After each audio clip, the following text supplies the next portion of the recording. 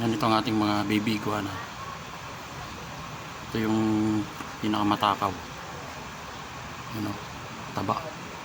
Laki ng tiyan niya, no? Laging busog. Kakatapos lang yan magbalat.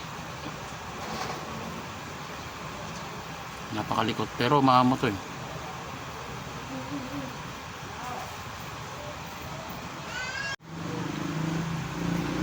Ito naman yung isa rin sa pinakamalaki. Yung kanina, yun yata yung pinakamalaki. Malaki lang tiyan. Pero ito mahaba. Yan, mahaba yan. Medyo hindi ganong busog. Pero maganda ang kanyang katawan, syempre. Mga may ilap sila, syempre. Medyo may ilap.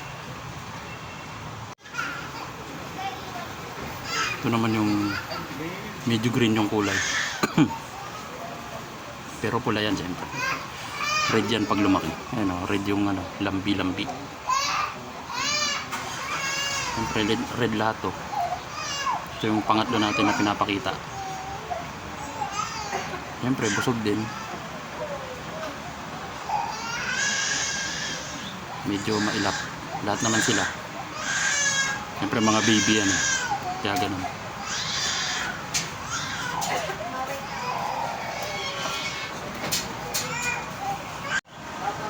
Ito yung pangapat nating papakita.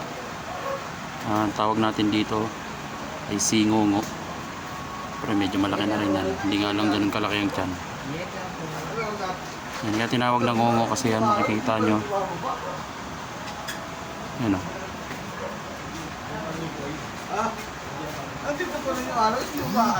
Isa lang yung butas ng ilong. Yan o, kung marunong kayo tumingin, makikita nyo.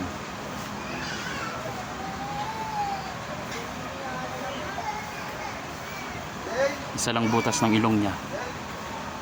At parang may bingot. Kumbaga sa tao may cleft palate yan.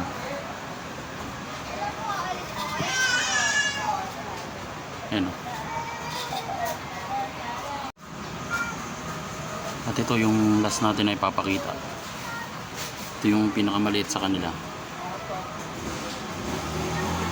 Pero malakas kumain yan. Siyempre pag tumagal, lalaki din yan. Pinakamaliit pero hindi siya maliit. Lumalaki na rin. Ang ganda ng ano, pula. Pulang-pula yung lambi.